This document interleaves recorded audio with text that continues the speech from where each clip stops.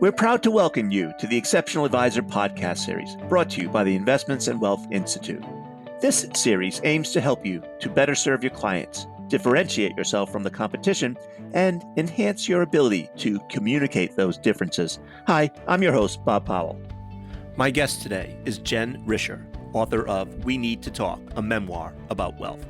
Her book is an honest look at what it's really like to have a lot of money, and she joins me now. Welcome to the podcast, Jen. Thank you. Pleasure to have you here. Before we get started, for the benefit of our listeners who may not be familiar with you and your work, do you mind giving us a brief overview? Sure. I am the author of a book called We Need to Talk, a memoir about wealth. And my goal really is to help us move money out of the taboo category and get us talking to each other so that we can connect, so we can learn from each other. And really, for advisors, it's I'm sharing my story sort of to offer an insight into clients and into themselves, so that we can so that everyone can have a deeper relationship. I think money is maybe one of the most intimate conversations we can have. Right. So obviously, there was a reason why you wrote this book. You've sort of hinted at it a little bit. Perhaps you could just dive deeper into the why. Sure. It'll take me back to when I was 25, because that's when I got very lucky, or actually I was probably lucky before that because I was born into a stable family and I got access to a good education. But in 1991, I had the opportunity to join Microsoft. And it was there I met my husband, David. And then I got stock that was worth hundreds of thousands of dollars. And 6 years later, when David and I were married and expecting our first child, he took a job at a small, unknown startup that was selling books on the internet called Amazon.com. And yeah, there we were in our early 30s, and we had more money than we could wrap our heads around. And of course, I want to say up front, money makes life easier. I'm very fortunate, but wealth surprised me. Having a lot of money doesn't look or feel like what Hollywood sells us. Ooh, so many of us have such a narrow and incomplete view of wealth. We see the highly visible rich. We know the Kardashians and the Real Housewives. We know Elon Musk and Jeffrey Bezos. But the reality is that people with wealth are so much more ordinary and so much more diverse than what most people see or believe. In fact, 8 out of 10 people with wealth grew up middle class or poor. And yet, we're not talking to each other about how wealth impacts identity. It impacts relationships. I felt the impact as a sister. Was my brother resentful? I feel it as a parent. Are our kids going to be entitled? I feel it as a friend. People start to look at you differently. And as a daughter, it was painful to feel as though my parents disapproved of what I had. And, normally in my life, if I have a question or a problem, I talk to family and friends. It's how I really do my research. If I want to figure out, should our 16-year-old have a curfew? I talk to everyone I know. I get ideas, I hear advice, I get different perspectives. And just talking about something like that is helpful because it lets me know, my issue is normal, that it's valid, that it's shared. And the same doesn't happen with money. And I certainly couldn't talk to people about having a lot of it. So I thought, well, I'll turn to books. But there really are no books. So to your question, that's a long-winded start to the answer to answer your question, that I really wrote the book I needed and wanted to read. And I wrote it for the millions of Americans like me who have more money than they had growing up. Or maybe they have more money than others in their extended family, because income inequality happens within families too. Or they have more money than others, their friends. I also wrote the book for people who work with people like me, for a clearer understanding and a better sense of kind of what wealth really is like. And I'm not trying to tell people, how to do rich right, or this is the way wealth is. I'm just offering up a story that hasn't been told. Yeah. And as I read the book, Jen, I mean, your story, you lay your soul out there. You talk about weddings and engagement rings and buying a house and raising children and what baby carriages to buy and where to live and so forth and so on, and who's your friend and who may not be your friend, and what's material and what's immaterial. It's really a fascinating journey as you lay your life out there for all the world to see. Just talk a little bit maybe about how you came to, I guess, what's important about that journey as you think about the writing of the book. Well, yeah, I spent 14 years writing this book, and it really was kind of coming to terms with all the issues that kind of came up for me. Probably the best way to describe that journey is to share with you the titles that my book was. So my book started out as The Embarrassment of Riches. And it was the embarrassment of riches for many years. And in fact, during that time, I went to a writer's workshop, and I remember sitting in this room with all these other writers, and I was really excited to share, the process of writing and figure out, how do I piece together my experiences in a way that's compelling, and how do I talk about money in a way that's not off-putting or offensive. But then I realized, okay, I have to introduce myself. I don't know anyone, and the first thing they're going to ask me is, "What are you writing about?" And I had to say, I'm writing about having a lot of money, and it's embarrassing and it's painful and it was difficult. And, I remember one woman saying, I introduced myself and she said, "Well, you don't look rich."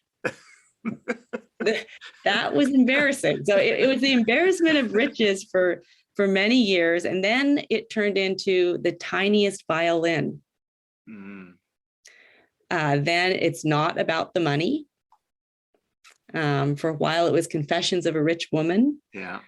And then it was The Last Taboo. And it was the last taboo for many years. Then it was What We Don't Talk About When We Don't Talk About Money. And then We Need to Talk, Memoir About Wealth. Yeah.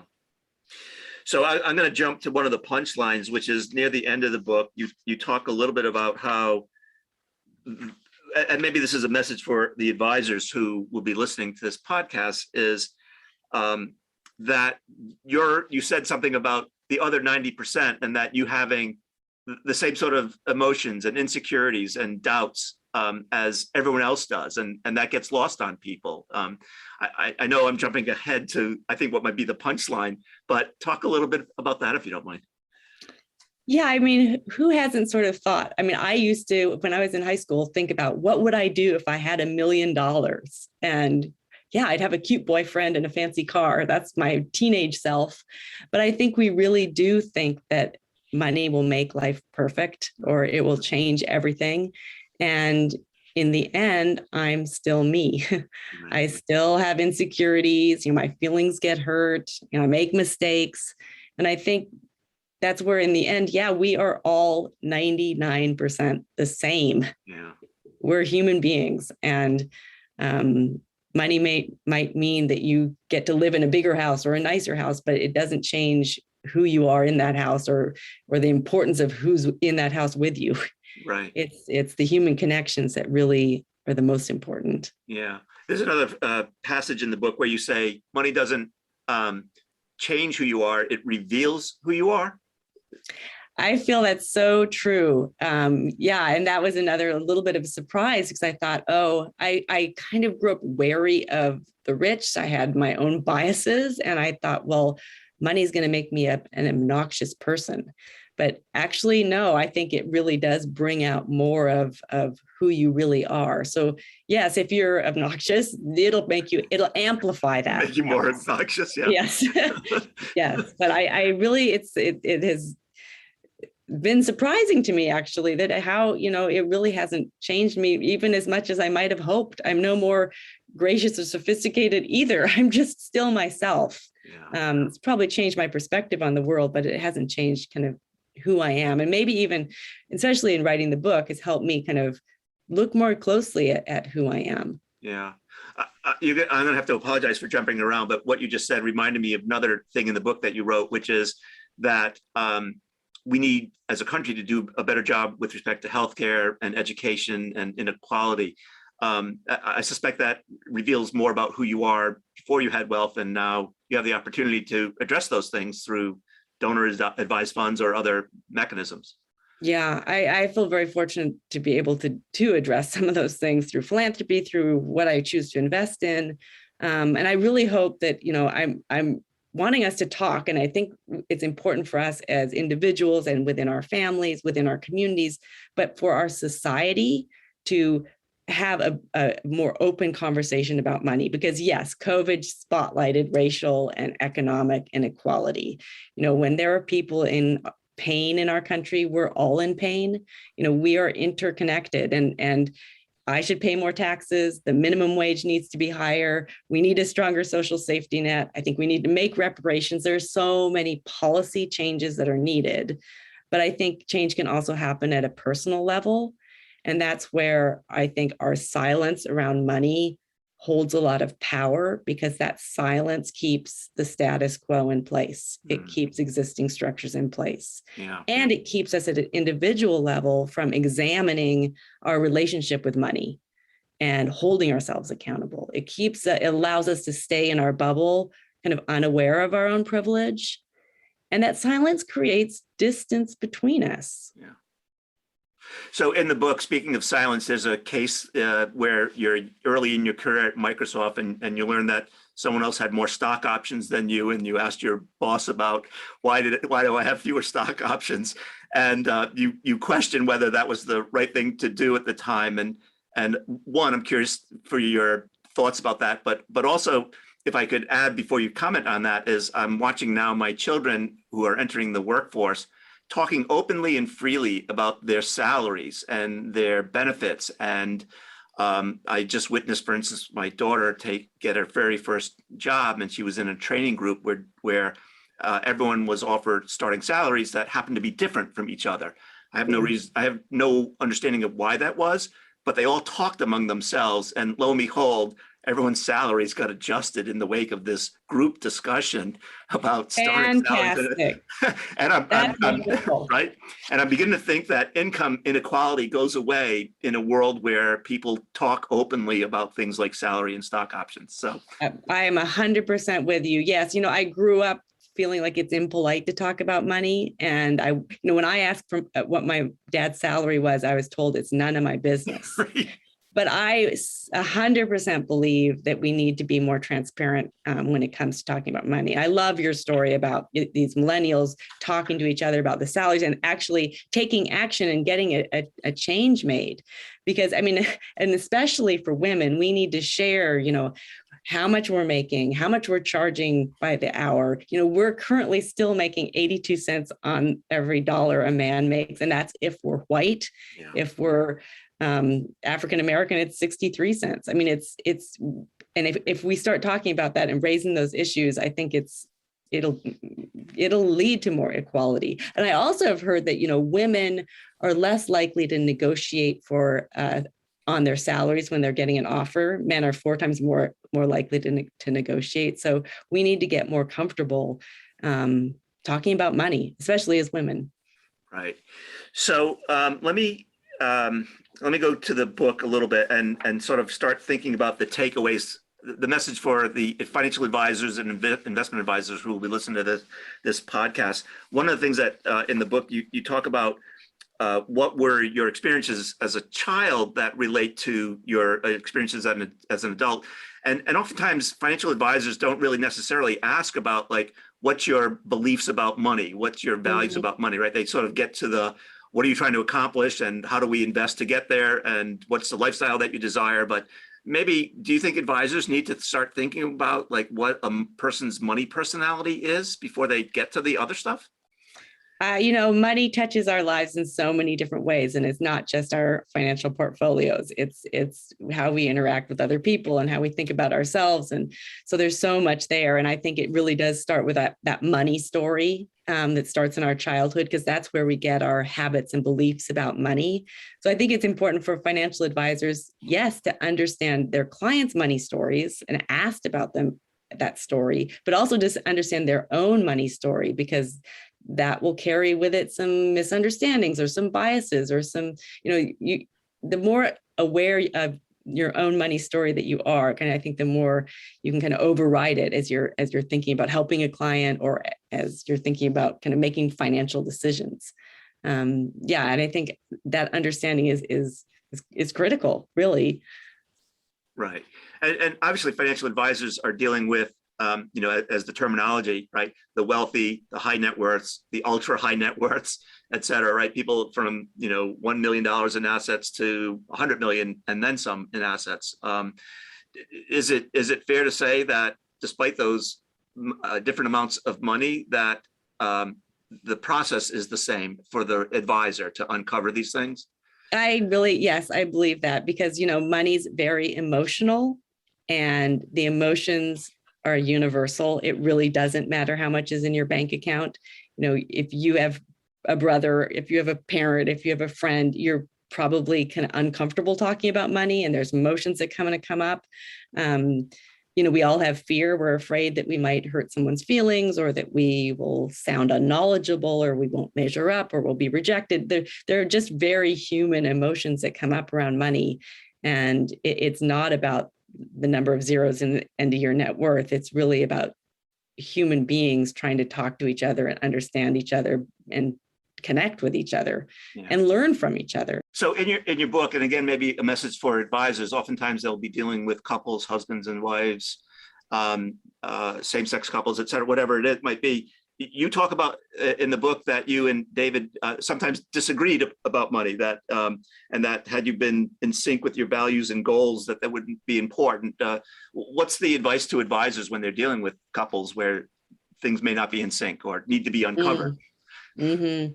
Yeah, I think it's really important. And there again, it's the awareness of, is one person in the couple a spender where the other's a saver, and really understanding each other's money stories, so that when things come up, you can understand what the other person is feeling. So yeah, I think advisors who kind of counsel each person in the relationship to kind of think through their own triggers and values, and kind of what comes up for them when they start to talk about money, or when they want to buy something and the other person, that makes the other person very nervous, who has more risk aversion, and who, just the stories that people tell each other. And it really is about conversation. And I think that's very important, because we often avoid talking about those things, and partners don't even talk to each other about money. And I think it's just really incredibly important to have those conversations and for advisors to have conversations with their partners to understand what their clients might be going through. I think the more an advisor understands their own money biases and preconceptions, and the way they think about it, and their beliefs around it, I think the better able to connect with a client that advisor will be. I'd love to share some stories. Please do. Yeah, I'm all ears. It's easy to say it's, have conversations, but, what does that mean, and how does that happen? And for years I avoided it, and I tried to keep, what we had hidden. And I look back and I think, wow, like I think about being a new mom and in this mom's group, and I was with these women, and we were sharing all these, amazing experiences around having new babies, and we felt so connected and bonded. And this whole kind of curtain had lifted. I was in parenthood, and at the same time, this other curtain had lifted, and I had all this money, and there was so much silence around in that space. And I just really tried to keep it hidden. And I realized that I didn't talk about it in the name of staying connected to these other women. And yet, if you're not talking about what's really going on in your life, how connected are you really? So, in having these conversations, I hope it will help people, move from any sense of shame or fear around money into a sense of purpose and kind of way that can use money for good in a way that's aligned with your values. But so let me share. So here's the story. Here's a story of me and a friend, a middle-class friend, who told me how she and her husband drove the same car for many, many years. And she's like, when that thing finally broke down, I bought an Audi Q5. I'd always wanted that car. I was thrilled, loved the car. But then I was thinking about going to visit my sister. And she said, as I imagine driving up in the car, she started to worry about being judged. In her mind, she heard her sister saying, "Ooh, aren't we fancy?" Right. Then in her mind, she started to justify the car. Well, it was used, it wasn't that expensive. So even before she saw her sister, she was making assumptions and she was telling herself stories. What if she'd actually talked to her sister? Because when we don't talk about something, it tends to loom large and take on a life of its own. And when we don't talk about money, it gives money a lot of power. Another story, and I think this is an issue for people who have more money than others in their family. And for me, it's a story about my brother and me. And I have a brother who's 2 years younger. And he, when he graduated from college, he went into the Peace Corps, and then he got a master's in Spanish. He became a high school Spanish teacher. And this was many years ago. He wanted to buy a house. So he's going to buy this house. And David and I offered him $20,000 for his down payment. But he refused our gift. He said he wanted to live within his own means. And this refusal hurt my feelings. Yeah. I felt like he was looking down at our money, but I didn't say anything. And then a few years later, when he was getting married, we again sent a check, and this time he accepted. And when his first child was born, we again sent money, and he and his wife thanked us. And we began to send money every year. And then over the course of many years, he stopped acknowledging that gift. Yeah. And we'd write a check in December, and I'd hear silence. It was like the money was sort of disappearing into a void. And I started to feel resentful, and I felt sort of taken for granted. And yet I didn't say anything. Instead, I told myself those stories. Oh, he's embarrassed. Or, oh, he thinks we have so much money that it just doesn't mean anything to us. And then, and I'm not proud to admit this, but just a couple of years ago, I just didn't send a check. And later, when we were communicating over email, at the end of one of his notes, he wrote, "Wondering if a certain year-end check is just late in the mail. Oh, is it?" Goodness. Right. And yeah. I said that, and I was mad, and I couldn't, so of course, and I was writing this book, and I was like, we need to talk. But, it is not easy. We don't have, we're not used to, we don't have the experience, and we don't have this sort of muscle built up in having conversations around money. So there's so much loaded emotion there. And even for me, and I've been thinking about these things for a long time, I had to really sit down and think, okay, what do I hope to achieve? What am I feeling? And when I got on the phone, I said, my feelings are really hurt that you didn't, thank us for these gifts. And he apologized right away. He said, "Oh, I didn't realize. I thought I'd been thanking you, and I thought it was easier if I didn't make a big deal of the money." Yeah, which made sense given how we grew up, and it completely makes sense. And then it was interesting because once we got through that discomfort and awkwardness and really started to connect as two people who love and trust each other, we could put money in its place. Yeah. Not as something bigger than us, but as a tool that we could use. So then we could talk about money easily. Like he said, "I don't need this money, but I really appreciate it." Yeah. And I said, "I don't care what you're doing with it." I'd never asked, but what are you doing with it? I want to know. I want to be part of your life. I love that notion of taking power away from money. I don't think folks think about that, one. And two, I think you sort of highlight the fact that there is no playbook for talking about money, right? Right? Our parents didn't talk about money with us. I probably don't talk enough about money. Well, actually, I do talk about money with my kids, but very few and far between. That's probably happening, right? And it's you can have this whole thing kind of building and kind of on your shoulders. That's some issue that's going on within your family, or it can be little things where things come up between you and a friend, and you just avoid the issue. Mm-hmm. And I'm hoping to help people kind of lean into that. And actually I have a little framework for that, like these sort of like things that come up, like let's say your friend wants to go to this really expensive restaurant that you can't afford. Or your sister says, "Oh, you're going on vacation again. Can you afford that?"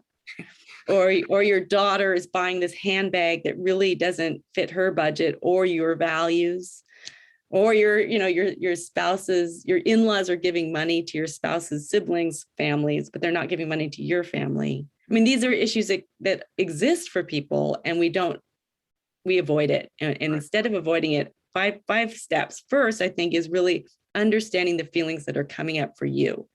So in the situation where, your friend's inviting you to this, expensive restaurants that you can't afford, what is that? What's coming up? Are you resentful? No, you're kind of ashamed. You have a good job. You should be able to afford these things, but you really can't. So you're feeling a little bit ashamed about that. So understand that. And then 2, set up a time where it's emotionally neutral, where you can talk to your friend. 3, and I think this is really important, acknowledge that we're not used to talking about money, that it's going to be uncomfortable, that we're going to fumble around, it's going to be messy, we might get things wrong, but you want to have this conversation. That kind of creates a safe space. And this is something advisors can do with their sister or their uncle, or, you can practice this. And the more you normalize these conversations within your own life, the easier it will be to have these conversations with clients. So then 5, it's really talking and listening. So maybe you give your friend 5 minutes to talk uninterrupted. You speak for 5 minutes uninterrupted. And maybe, for this issue around having, the money's, the restaurants are too expensive, you might say, I just feel really ashamed that I can't afford, these restaurants. And who knows what your friend will say? Maybe she says, oh, I had no idea, it's on me. We're going to go to this great place. I love it. And I'm going to pay. Or maybe she says, I don't care where we go. I'm glad you told me. Let's go get a burger. It's more important to be with you. Or maybe she says, oh my gosh, thank you for saying something. I'm in debt. I really can't afford these restaurants either. You just don't know what will open up in when you have these conversations. And then step 5 really is just feeling the gratitude of having a conversation. And from my experience, there's such a sense of relief, an additional sense of kind of connection that you'll have with someone if you have this sort of conversation around money. Yeah. Jen, in the book, you talk about you having a hard time feeling your value outside of the workforce. And you mentioned purpose a second ago. Talk about maybe the transition from being in the workforce to, I know you worked in the kitchen for a little bit, and sort of just your evolution to finding purpose. Yeah, I think we do sort of put a lot of weight on work and what we're making, money. And I think and it took me time I guess I identified a lot with my work and kind of what I was doing. And then when I was no longer working, and when people said, well, what do you do? It felt like, well, what do I do? And who am I? And what value do I have in the world? And I think I would guess, and many women go through this, if you're going to take time off to raise a family, if you have that luxury, there is that kind of search for purpose, and maybe you find it as a parent, but I really have found it now as after many years of writing, I found it in my writing, and in the last couple of years, I've really been focused on. I mean, I think our country could do a lot better. I think we could all benefit from living in a more equitable society, and so I'm really focused on aligning my own portfolio with my values, making sure that I'm not invested in anything that does harm, but more than that I'm focusing my capital and my power on shifting capital and power to marginalized communities, to BIPOC communities, to Black women who are fundraisers or fund managers, who generally get, the VC money goes to white men, 2%, 3% go to women, and much less go to women of color. So I find a lot of purpose in that. And that's what really talks more about the shift of, trying to keep my money hidden, feeling the shame around that, and kind of working through that. And it's a constant process. I still find it embarrassing sometimes. And so it's finding that purpose with my money now. I feel, okay, I am going to, make changes. I'm fortunate to be able to kind of shift the capital and let go of some power and kind of try to create a more equitable world. Yeah. So, I mean, as you think about what your efforts are here, I look around and I see companies like Morgan Stanley launching a venture capital fund that will specifically fund startups of people of color and women and minorities. And so Mhm. it seems like that we're on the cusp of this happening on a larger scale. I hope so. I really hope so. In terms of investments and also with philanthropy, I think there's also a shift towards more trust-based philanthropy, towards giving to the leaders from community who are doing the work. And philanthropy has been a big piece of my husband and I have been focused on over the last couple of years, getting people to move their money now. I mean, when COVID hit, that was the moment to do more giving. And so we really have kind of created this campaign to inspire more giving out of donor advised funds, where there's $140 billion sitting that could be put to work. Yeah. Do you think advisors are well educated enough in the area of charitable giving, or is there work to be done in that regard? Well, I think advisors could be really beneficial to people. I think there's a lot of people. I mean, I think most people want to do the right thing and want to have purpose and want to have an impact and want to do the right thing with their lives. And if advisors can help people find groups to support, causes to support, figure out their own values, that would be a huge service. I mean, I think there's a lot of people who feel like, well, I want to do something, but I'm not quite sure how to start, or I don't know what that is. And advisors don't need to be experts in this area.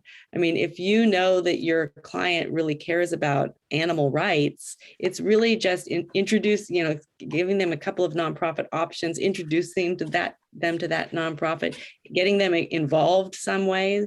That would be a huge service and benefit. And it does really come down to building trust and building a relationship and recognizing that your clients are just people. So when you think about your experiences with advisors, from your perspective, what are they doing well and what could they do better at? Yeah, well, I love our financial advisors. We've been with them for 25 years. And I write in the book, initially it was like the only safe place I could talk about money. So I think maybe advisors underestimate the importance they can play in people's lives, because it is a acceptable place to talk about money and having a lot of it and the issues that come up with that and the challenges. So that's a really, wonderful way to kind of recognize that and to use that as an opportunity to build trust and to build a relationship with your clients. So our financial advisor, it certainly is a trusted person in our lives, but they've also gone above and beyond. I mean, just recently, well, they've been, my husband has a nonprofit. They helped him kind of get his 501c3. They've kind of worked with him there. One person's on the board of his nonprofit, and this is Brighton Jones, and they have started a kind of philanthropic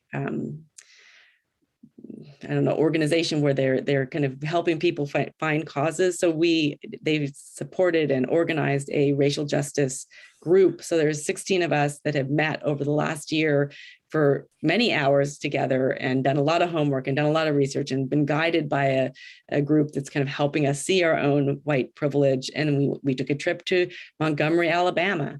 So I've been very impressed with kind of their involvement there.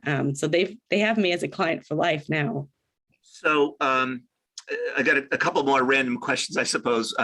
In the book, you talk about two things. One is allowance, and the other was prenuptial agreements. I'm curious, any thoughts? Share your thoughts about whether parents should be giving children allowances?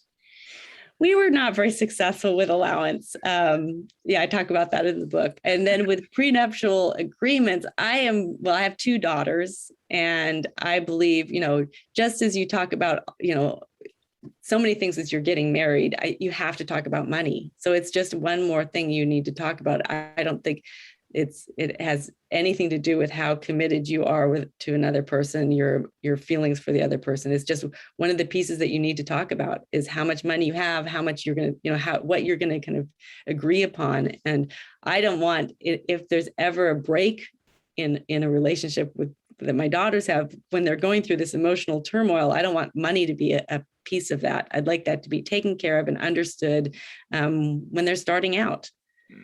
So I think it's important. Yeah. So we've talked about where you've come from. We've talked about where you are now. What does the future hold in store? What's next?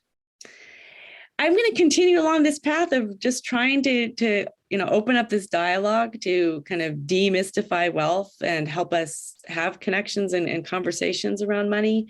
I'm also really focused on kind of moving my capital to places that it hasn't, underfunded and under-resourced, underbanked communities. And we'll see where that leads. Right.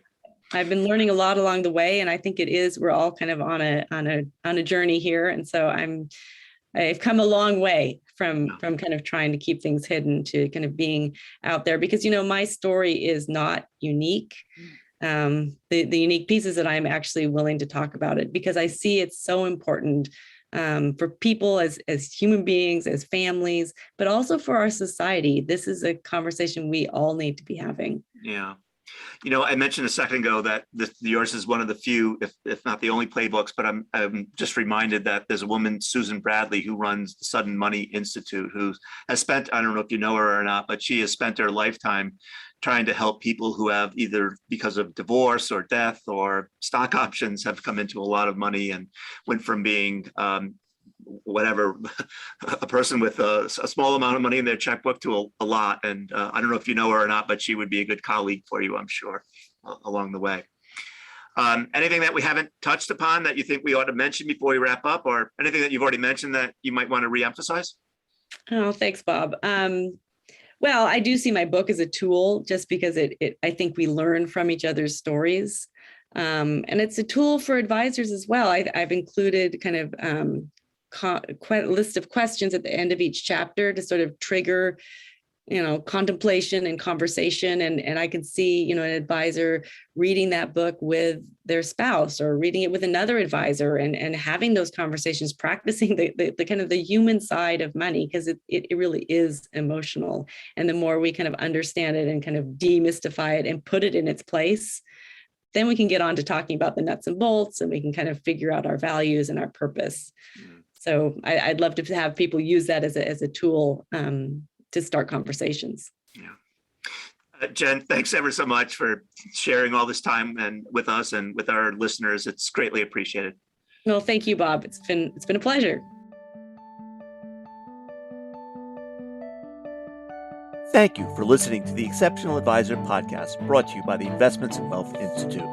If you've enjoyed this podcast, please subscribe through iTunes, Spotify, or our website at www.investmentsandwealth.org/podcast to get the latest episodes of our Exceptional Advisor podcast series. For additional resources, updates on events, and exclusive membership deals, visit www.investmentsandwealth.org.